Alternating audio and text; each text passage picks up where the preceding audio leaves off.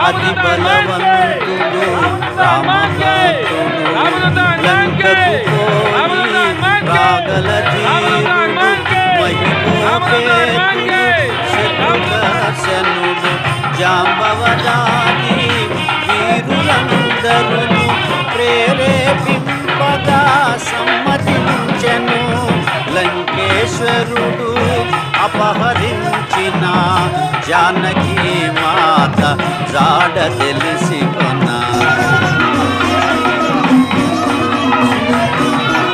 తన తండ్రి అయిన వాయుదేవునకు సూర్యచంద్ర బ్రహ్మాది దేవులకు వానరేంద్రుడు మహేంద్రగిరిపై వందనములిడే పూర్వాభిముఖుడై రామనామమున పరవశుడయ్యే రోమ రోమమున పులకుడయ్యే కాయము పెంచే గుప్పించి ఎగసే దక్షిణ దిశగా లంక చేరగా.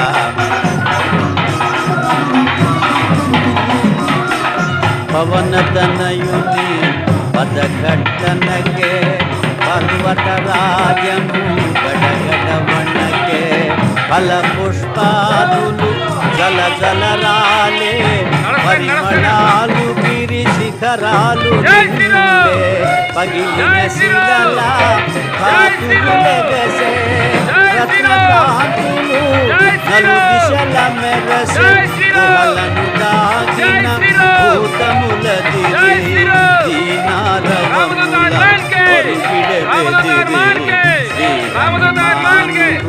దేవుడు నాయక పలికిన సీతారామ పలికద సీతారామ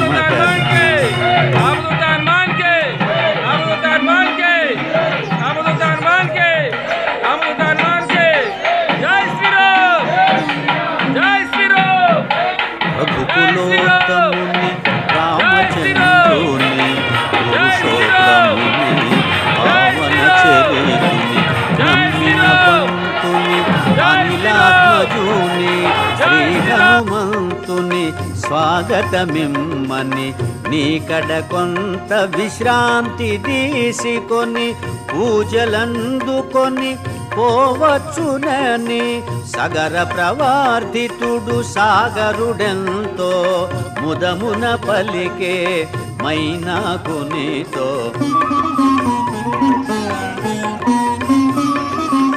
మైనాకుడు ఉన్నతుడై నిలిచే హనుమంతుడు ఆగ్రహమునగాంచే ఇది ఒక విఘ్నము కాబోలునని వారిది బడత్రోసె పురము చేగిరిని పర్వత శ్రేష్ఠుడా కోటున కృంగే పవనతనయుని బలముగని పొంగే తిరిగి నిలిచే హనుమంతుని పిలిచే తన శిఖరముపై నరుని రూపమై శ్రీ హనుమాను గురుదేవులు నాయద పలికిన సీతారామ కథ నే పలికద సీతారామ కథ.